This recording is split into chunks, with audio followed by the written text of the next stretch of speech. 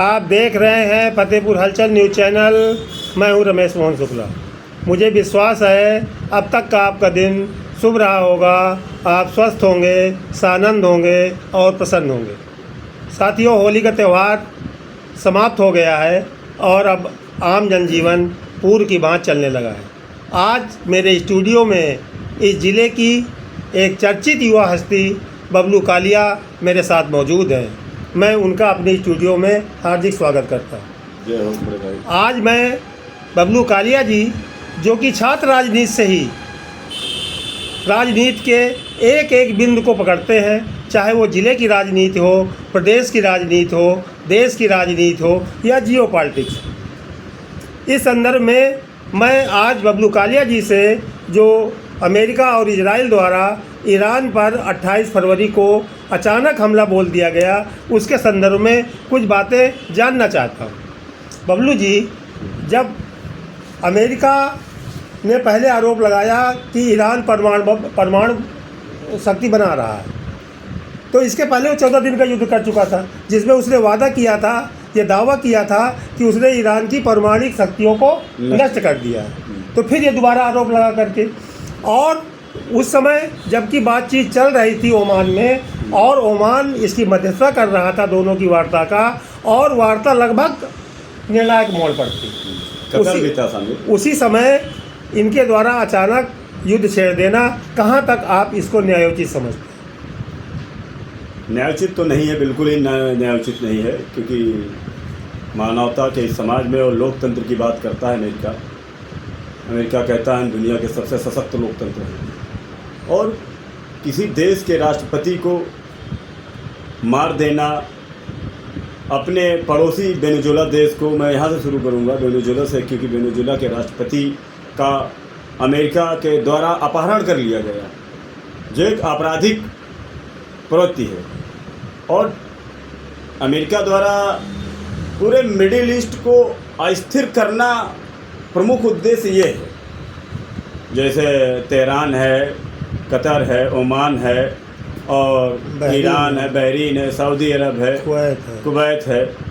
ऐसे 12 देश तो आज की डेट में ईरान से युद्ध ही लड़ रहे हैं, लगभग युद्ध की पोजीशन में हैं। 12 देशों में हवाई हमले हो रहे हैं, मिसाइल्स मार रहे हैं, और इस तरह की मिसाइलों का इस्तेमाल हो रहा है कि जैसे पूरे देश को नष्ट कर देना चाहते हैं। क्योंकि आज ये 10वां दिन है युद्ध का, और 10 दिनों में इजराइल और अमेरिका ने घातक हमले किए हैं ईरान की पूरी सरजमी को नष्ट करने का काम। हाँ, एक स्कूल पर भी हमला किया, 160 बच्चियों की जो है मृत्यु हो गई है वहाँ। और इस मुद्दे पे भारत के पास एक गुजर रहे ईरान के युद्धपोत, जो मैं इस मुद्दे पर बबलू जी बाद में आऊँगा। दूसरा मुद्दा मेरा ये है, क्या इजराइल और अमेरिका ने ईरान को इतना अंडर एस्टिमेट किया था कि ये युद्ध 2-1 दिन में ख़त्म हो जाएगा, खोमेनी को मार दिया जाएगा और ईरान की जनता सड़कों पर उतर आएगी और रिजीम चेंज हो जाएगी और युद्ध समाप्त हो जाएगा? नहीं, आपके मैं बात से इत्तेफाक नहीं रखता हूँ इस बात से। अमेरिका को मिडिल ईस्ट में संघर्ष चाहिए सभी देशों में। अब बात समझिए, बात सिर्फ क्रूड ऑयल की है, ये सिर्फ तेल के कुओं में कब्जा, उसकी मिल्कियत हासिल करने के लिए। तो तेल के कुएं तो मिडिल ईस्ट के ही देशों में हैं, और पूरी दुनिया की सप्लाई चेन वहाँ से बेहतर बनती है, क्योंकि विश्व के बीचों बीच हैं वो लोग। और इस चेन को प्रभावित करने के लिए अमेरिका ने इन देशों में स्थिरता के लिए ये सब युद्ध की शुरुआत की, ताकि ईरान को अगर छेड़ेगा तो ईरान आस पड़ोस के जो सैन्य बेस हैं अमेरिका के, उन पे हमले करेगा, हवाई हमले। भाई बबलू जी, इनडायरेक्टली तो जो बाकी देश है, खाड़ी देश, वो तो अमेरिका के पिछलग्गू बने ही हुए हैं। उन्होंने अपने आप ने यहाँ अमेरिका का बेस स्थापित करवाया हुआ। अरे तो द्वितीय विश्व युद्ध के कुछ समझौते हैं। अमेरिका तो आज ये युद्ध का पहला चरण तो है नहीं, पीछे से इजराइल के छाया की तरह के युद्ध चल रहा है। इजराइल और ईरान का युद्ध अमेरिका लड़वा रहा है पिछले 25-30 सालों से। आप खुद नज़र रखते होंगे, पॉलिटिक्स में हम लोग भी नज़र रखते हैं टीवी टेलीविज़न पे, कि 25-30 सालों से ईरान पे हमले इजराइल के द्वारा जारी है। लेकिन जो मिडिल ईस्ट के जो देश थे, ये किसी न किसी तरीके से भी अमेरिका के दबाव से छट रहे थे। नाटो देशों का संगठन ये टूट रहा है। यूरोप के बहुत सारे देशों ने अमेरिका और इजराइल के युद्ध में आने से मना कर दिया है। तो आज जो मेरी खबर है कि संयुक्त अरब अमीरात ने भी ये कह दिया है कि मैं अपने देश की ज़मीन का इस्तेमाल अमेरिका को ईरान पर नहीं करने दूंगा। हाँ, तो मेरा सिर्फ कहने का यही मतलब है कि जो अमेरिका का जो संगठन था अभी तक, उस संगठन को ट्रंप जी आए, उस संगठन से ज़्यादा आय कमाना चाहते हैं, ज़्यादा पैसा कमाना चाहते हैं, व्यापारिक दृष्टिकोण से ज़्यादा लाभ कमाना चाहते हैं। और मैं शुक्ला जी, आप बड़े भाई हैं मेरे, मैं आपको एक थोड़ा सा और साइंस की ओर ले जाना चाहता हूँ इस युद्ध को, कि जो क्रूड ऑयल है ये संभावितः इस दुनिया में सिर्फ 10 साल काम और बिक्री के लिए है, क्योंकि 10 साल बाद इलेक्ट्रिक गाड़ियाँ और बैटरी मैन्युफैक्चरिंग का वो दौर आने वाला है कि आने वाले दौर में क्रूड ऑयल की कोई औकात और हैसियत नहीं बचने वाली 10 साल में। तो अमेरिका इन्हीं 10 सालों में तेल से जितना मुनाफा समेट सकता है समेटने की कोशिश कर रहा है पूरी दुनिया से। और युद्ध का प्रमुख कारण ऑयल ट्रेड को बदलना है। अमेरिका का जो ट्रेड चल रहा था पूरी दुनिया, उस ट्रेड को अस्थिर करने के लिए अमेरिका का ये युद्ध है। और युद्ध से अमेरिका एक साथ 10-5 निशाने एक साथ साध रहा है। आज रसिया भी इस युद्ध में शामिल हो गया है। बबलू भाई, जब से ईरान ने जल डब्लू मध्य को रोक दिया और कुवैत की गैस रिफाइनरी पर उसने हमला किया और कुवैत को वो गैस रिफाइनरी बंद करनी पड़ी। हाँ। इसी तरह सऊदी अरेबिया की एक महत्वपूर्ण तेल रिफाइनरी को भी उस पर हमला किया और उसको भी बंद करना पड़ा। दुनिया की सबसे बड़ी रिफाइनरी। तो जब तेल का संकट गहराया तो कल अमेरिका का विदेश मंत्री ये कहता है कि मैंने भारत को 30 दिन की छूट दे दी है कि वो रूस से तेल खरीद सके। वो तो भारत को मैनेज कर रहा है। भारत में खड़े ईरान के युद्धपोत को नष्ट करने के एवज में मैनेज करने की कोशिश कर रहा है अमेरिका। मेरी बात भी समझिए महाराज। तो ये क्या अमेरिका ये दिखाना चाहता है कि भारत मेरा उपनिवेश है? मतलब अमेरिका कौन होता है हमको आदेश ये छूट देने वाला? ये हमारी संप्रभुता पर से अमेरिका का सीधा हमला नहीं है। नहीं, क्योंकि अंतर्राष्ट्रीय मुद्दों के जो समझौते हैं, अब हमारे पैसे का डायरेक्ट चलन नहीं है पूरी दुनिया में रुपए का, तो मैं इस बात से भी इत्तेफाक कम रखता हूं। अरे ईरान तो रुपए में तेल दे रहा था, ईरान रूस भी रुपए में तेल दे रहा है।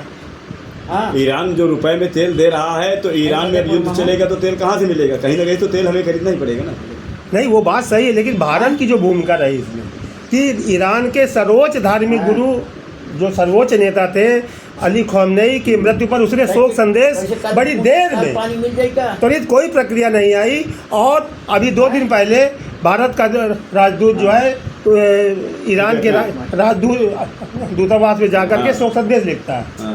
और विदेश सेक्रेटरी ईरान का वो शिप जो हमारे निमंत्रण पर भारत आया हुआ था विशाखापत्तनम और हमारे देश से जा रहा था, उसको इंटरनेशनल से सीमा में अमेरिका ने अपना टारपीडो डाल करके उसको डुबो दिया। तो अमेरिका की हिंद महासागर में दखल है और भारत के लोगों को पता नहीं है। ये बड़ा मुझे खेद होता है। सबसे बड़ा खेद तो मुझे यही है कि भारत के 81 किलोमीटर, हमारे तटरक्षकों से 81 किलोमीटर दूर अमेरिका का एक टारपीडो नहीं, अमेरिका को नष्ट कर देता है। ये हमारी संप्रभुता पे खतरा बता रहा है। खतरा बता रहा है, मतलब हमको धमका रहा है भारत के अंतर मामलों में दखल देने की अमेरिका की जो कोशिश है। और हमेशा अमेरिका के ट्रंप, अभी भारत और पाकिस्तान के स्ट्राइक में भी ट्रंप ने ज़बरदस्ती भाषण देना शुरू कर दिया। तो मुझे लगता है जैसे कि अभी ईरान और इजराइल युद्ध हो रहा है, तो मोदी जी को बोलना चाहिए कि मैं इजराइल से आया और मैंने हमला करवा दिया ईरान पे।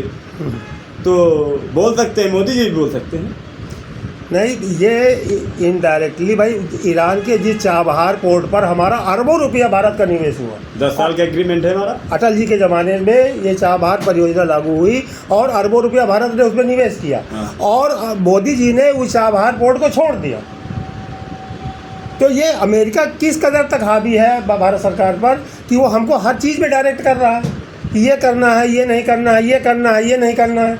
वो हमारा बास बन गया है क्या? बास तो है ये दुनिया का। अरे दुनिया तो आपको मानना ही पड़ेगा शुक्ला जी। अरे भाई, दुनिया जहाँ चाहता है जिस राष्ट्राध्यक्ष को अगवा कर लेता है, जहाँ चाहता है जिस राष्ट्राध्यक्ष को मार देता है। तो मैं तो बास की ही भूमिका में देखता हूँ अमेरिका को। नहीं, ये भाई इसके पहले भी इस देश में, इस दुनिया में जब 2 महाशक्तियाँ हुआ करती थी, सोवियत संघ और अमेरिका। हाँ। उन दोनों से इतर पूर्व की सरकारों ने गुट निरपेक्ष आंदोलन का नेतृत्व भी किया और उनके पीछे 99 देश खड़े रहते थे। हाँ। तब गुटनिरपेक्ष देश होने के नाते हमारी आवाज़ को दुनिया का हर देश सुनता था। हाँ, सुनता रहा। आवाज़ जब 56 इंची सीना हमारे देश का प्रधानमंत्री है, तो उसके बाद भी अमेरिका हमको डिक्टेट कर रहा है। हाँ, और अभी कल दिल्ली में बैठ करके अमेरिका का उप विदेश मंत्री ये कहता है कि हम चीन जैसी गलती नहीं करेंगे, जो हमने चीन को छूट दी थी वो भारत को नहीं देंगे, ताकि भारत कहीं दूसरा चीन का बन जाए। अरे हमारी धरती में बैठकर हम ही को धमका रहा है। तो और एक भी प्रेस कॉन्फ्रेंस ना तो विदेश मंत्रालय द्वारा की जाती है, और प्रधानमंत्री कार्यालय से भी तो आज तक अभी प्रेस कॉन्फ्रेंस हुई ही नहीं।